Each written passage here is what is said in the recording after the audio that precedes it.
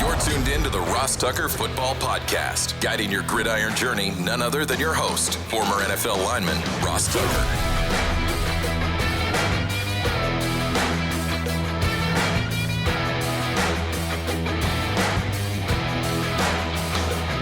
Oh, yeah, it is. But it's not just any Ross Tucker Football Podcast. It is a Power Rankings Tuesday presented by DraftKings. What does that mean if you're new? I'm going to tell you exactly where I think your team stands right now if they played against all the other teams in the NFL in a best of 5, best of 7 tomorrow in my backyard or a neutral location. For some reason, I always say Wichita, Kansas. I don't know. That's just like my neutral location town. I don't know why. I guess it's not that neutral if you're playing against the Chiefs. At any rate, I mentioned we're presented by DraftKings. I mentioned I love those of you that spread the word via social media at Ross Tucker NFL or at Ross Tucker Pod.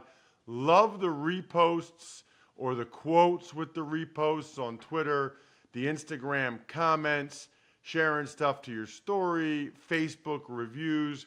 You know why? Because I've got so many cool press passes. Like those of you watching, like, how about this Alabama one? Like, tell me that is not sweet right there. With Dallas Turner and Burton. I mean, I like these things, but I love sending them to you guys signed so you have like a truly cool, unique collector's item. So go ahead and take advantage of any of the sponsors and email me, ross@rosstucker.com, either ones that you see on the sponsor page at rosstucker.com or you hear me talk about on the show. Love the YouTube shout-outs. People pay for like cameo-style videos from me. I give them to you for free if you just make a comment at youtube.com/RossTuckerNFL on any video after you subscribe. Patron of the day, Mike Timms. Timmz. Unbelievable how many patrons we've got. Patreon.com/RTmedia. I'm sure a lot of you just want to see the even money bets in black and white. Totally understandable. But please check out the other threads on our private Slack channel because I'm a big fan of our Tuckheads group and the conversations we have about food and beer and football. It's Big Show time. The Big Show. All right, Ross, before we get to the power rankings, we'll talk about the games for last night. First, we got the Eagles. They just can't escape the rain, but they moved to 3-0 with a 25-11 victory over the Bucs. Yeah, you're right. I think it rains like every game the Eagles have played so far. This was a little bit surprising to me. I picked 24-20. I thought it would be a closer game than this based upon the way the Bucs had been playing. But this game was seemingly never really in doubt. And the primary reason is that the Eagles are better than everybody they play up front on both sides of the ball. They just are. I mean, they run the ball very, very well.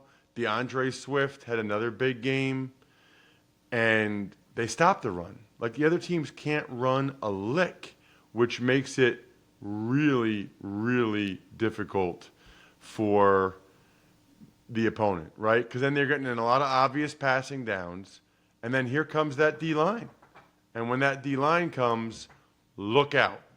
I mean, you can debate whether they're number one in both, but they're certainly, top 3. O-line and D-line, both of them, and that was really the difference in the game. There were some other things. Sidney Brown saved the touchdown for the Eagles. Jalen Hurts had one drive where he extended a couple plays, including that touchdown to Olamide Zaccheaus. The tush-push, whatever we're calling it, I prefer the Eagles sneak, remains unstoppable, and the Eagles scored a couple more touchdowns during that. A.J. Brown had a nice night. Mike Evans actually had 3 drops for the Bucs until they kind of got him going late in the game. He had an incredible catch, had a touchdown, but it was too little too late. The Eagles ran like the last 9.5 minutes off the clock, and they ended on a first down. I mean, they could have taken like over 10 minutes, maybe 11 minutes off the clock. I've never even seen that before. Unbelievable. The Eagles are just very, very good up front on both sides of the ball. And even if, Hurts isn't playing great in the game or the secondary maybe lets up a couple scores, the O-line, D-line usually able to carry the day. Cincinnati, they pulled out the win, but they still don't look like themselves, beating the Rams 19-16. No, they really don't. Joe Burrow is clearly not right. Had some uncharacteristic missed throws that you're just not used to seeing from him. He's usually so pinpoint accurate that you're like stunned when he misses some of the throws he missed. Then again, the Rams couldn't convert a third down to save their life. Stafford was under pressure the entire night because they couldn't run the ball. So they're throwing it. He's under pressure. I think he got sacked like 6 times.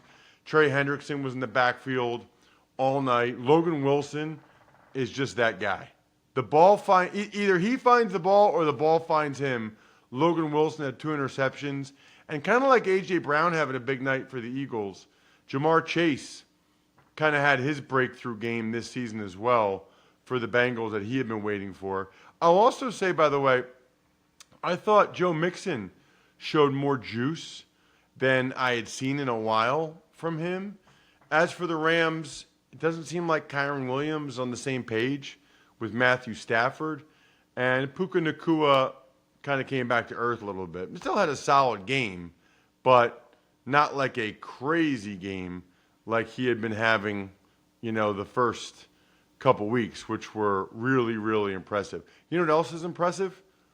Knowing a different language. 1 in 5 Americans speak a language other than English at home. That's it. Only 1 in 5. We all know how valuable it is to learn another language.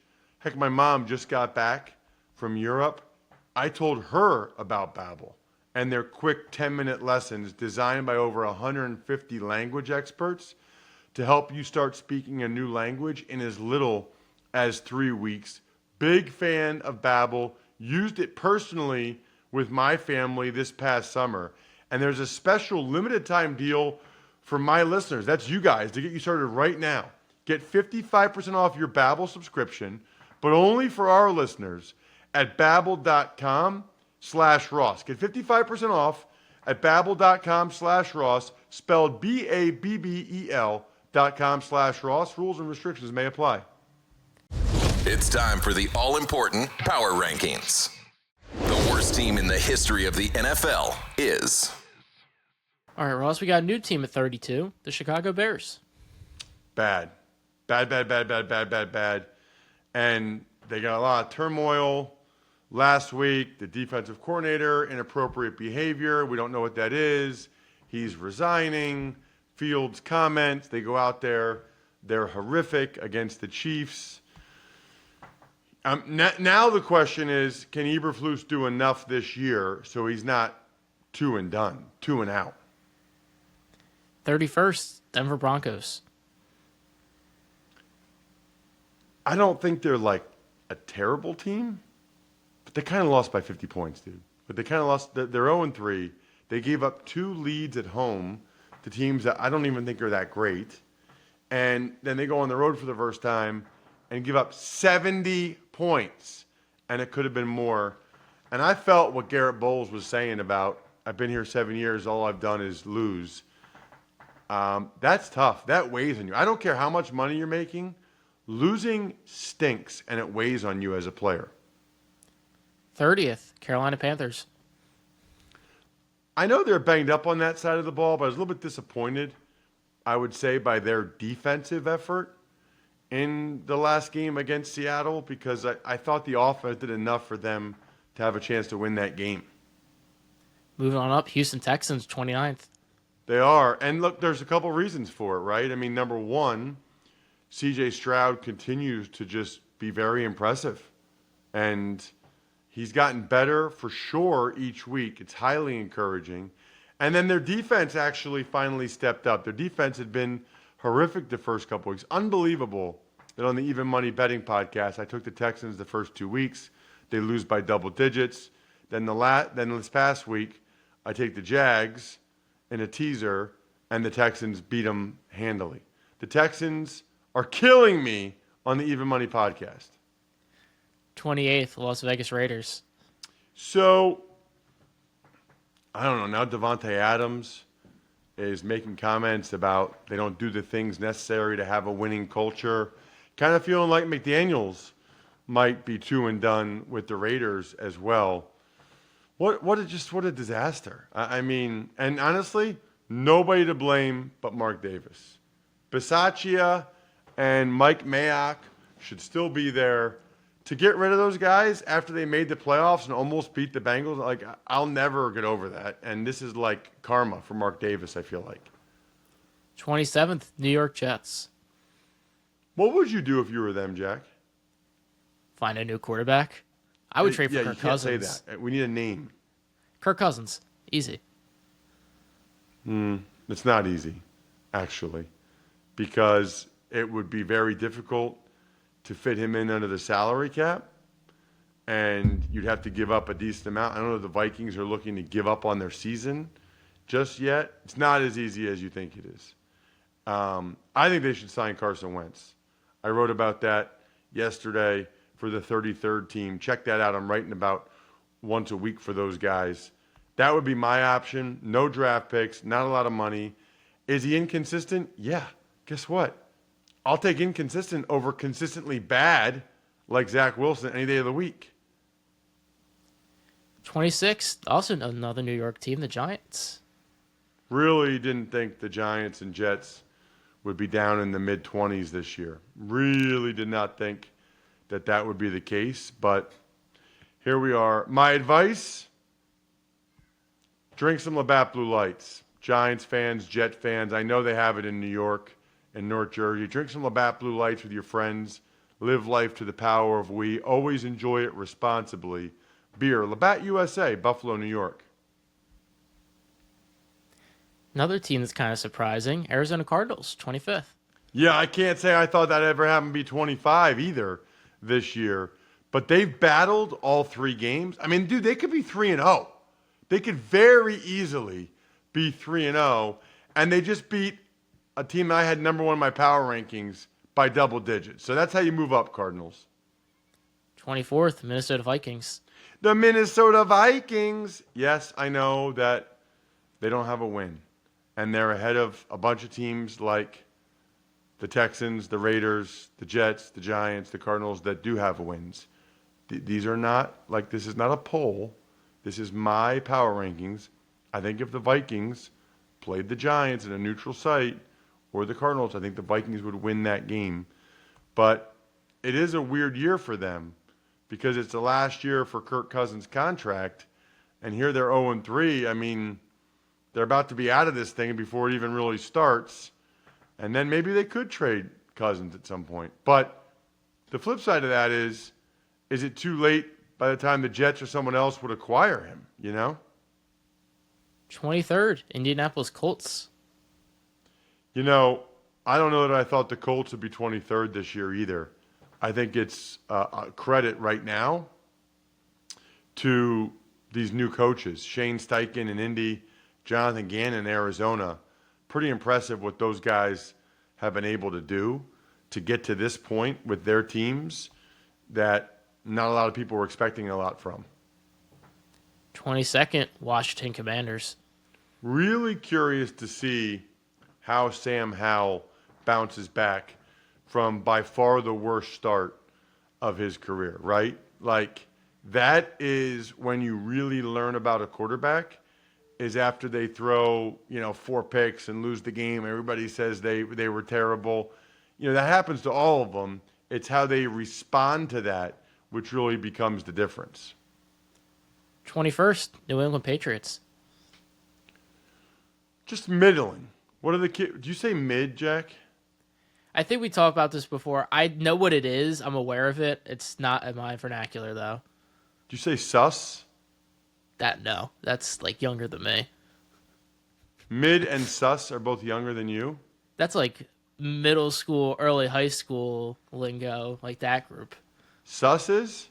Yes. What do you say that I don't say? I don't know. I really don't know, actually. I have to think. I don't, do a lot of that, trending lingo, if anything like that. I kind of speak old. I used vernacular 20 seconds ago. Nice. All right. Moving on to the Tennessee Titans, 20th. Pretty disappointed by their performance against the Browns. That was surprising to me. You know, you can usually count on Tennessee to be well coached, have a good game plan, to be competitive, and obviously they were none of those things against the Browns. 19th, Jacksonville Jaguars. Really disappointing start. I would also say not surprising. If you guys remember, I had the Titans winning the division at 8-9. So that still might happen. I mean, that division feels very much up for grabs right now with the Colts being in first place, which is hilarious. After last night's game, Tampa Bay Buccaneers, they're at 18. I didn't even drop them, actually, now that I look at it. I guess I already had them not that high because I had them really low to start the year. But they're not terrible. They just went up against a really good team. You know, I think they got some good players on defense. They got banged up on defense last night, too, which really hurt. 17th, Los Angeles Rams. Back-to-back losses for the Rams after they had that surprising Week 1 win over Seattle. You know, McVay definitely has them competitive and in these games, but I don't know if I really foresee them winning that many of them with the roster as currently constituted. At the halfway point, 16, one more team from last night, Cincinnati Bengals. Wow, yeah, we hit 3 of them already. Bengals still just aren't. I don't know that it's all Burrow's calf. I mean, I think that's part of it, but I don't know. They still just don't seem right overall, even for forgetting his calf. 15th, Los Angeles Chargers. They've only won 1 game, but they've been there. I will say this, the Mike Williams injury, that's pretty significant. Torn ACL for Mike Williams.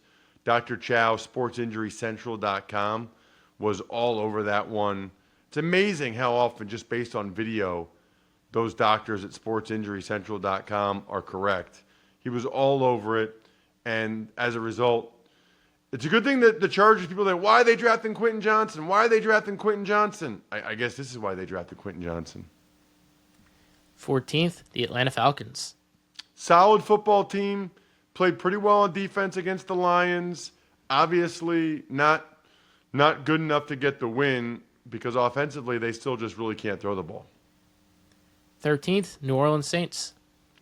So when a coach like Dennis Allen says that Derek Carr is week to week, then it's highly unlikely they're playing this week and probably not even the week after.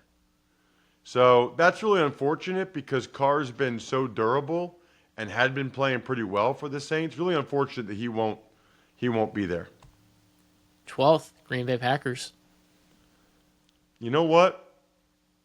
I think a lot of us were watching that game thinking, I don't know about Jordan Love. I mean, he was not looking real good in that game, but he was so good in the fourth quarter. The whole team was. And in football, the fourth quarter is where the magic happens. It's where games are won, where champions are made. And in business, it's where sales teams become legends. That's why HubSpot built Sales Hub, to give sales reps the deal-making tools they need to win their Q4.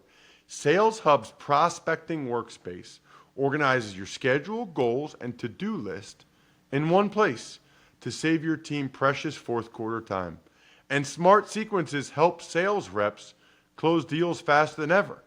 So get ready to dominate Q4 with Sales Hub.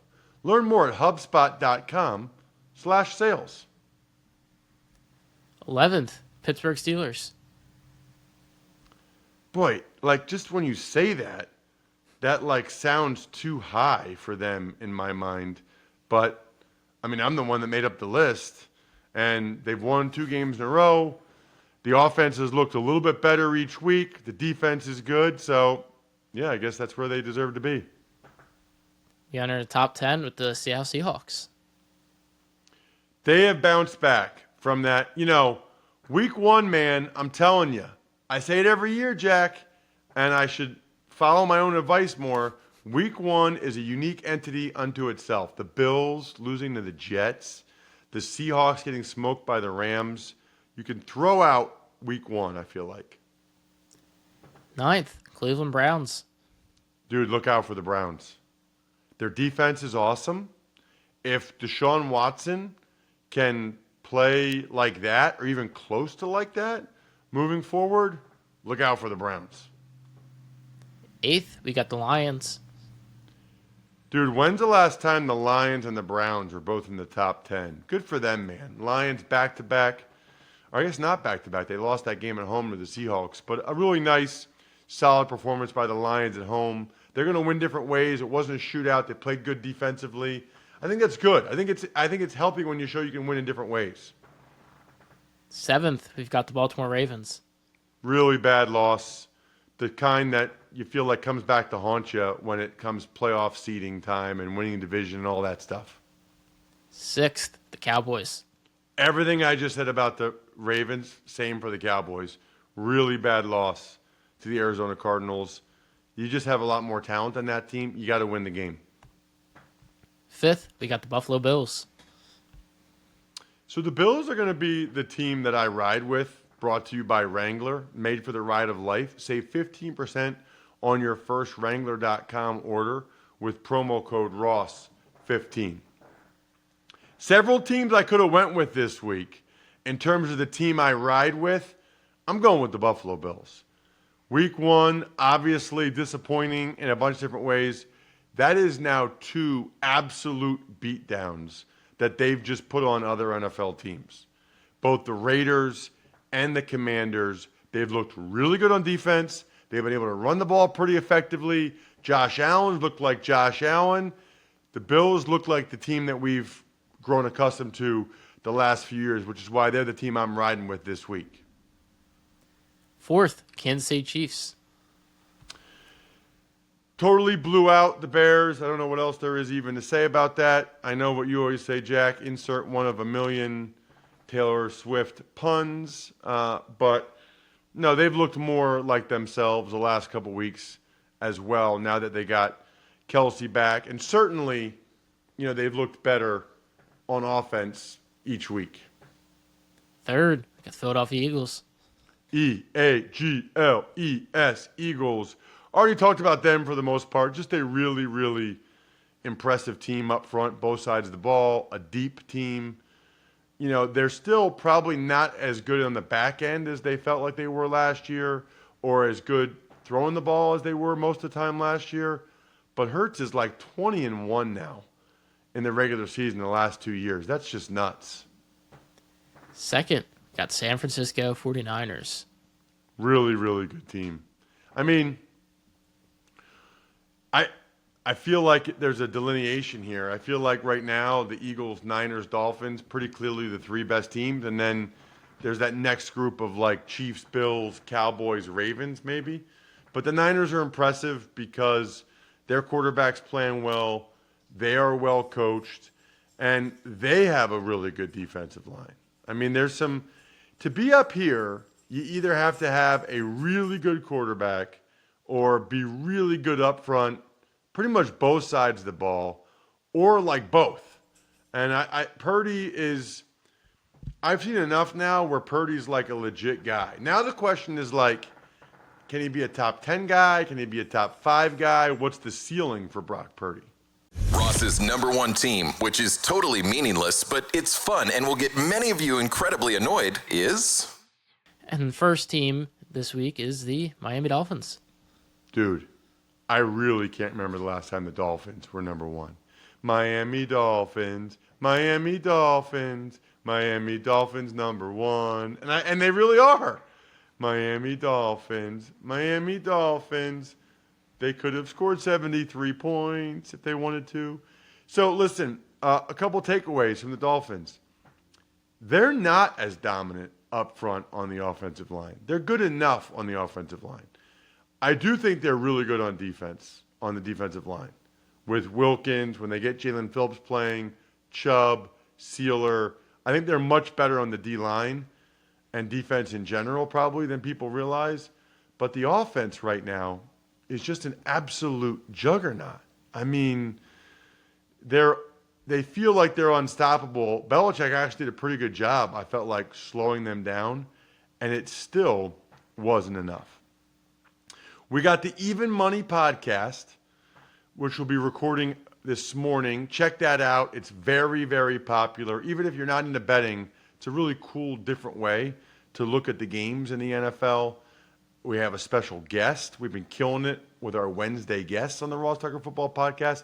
College Draft, speaking of killing it, Emery Hunt has been terrific on that show. I think we're done here.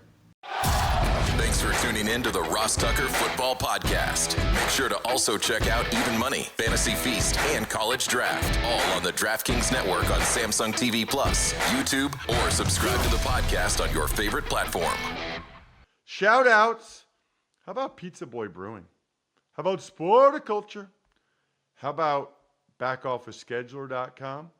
HumanHeadNYC.com, SteakhouseSports.com, Go-Bengals.com. Congratulations to Go-Bengals.com on that win.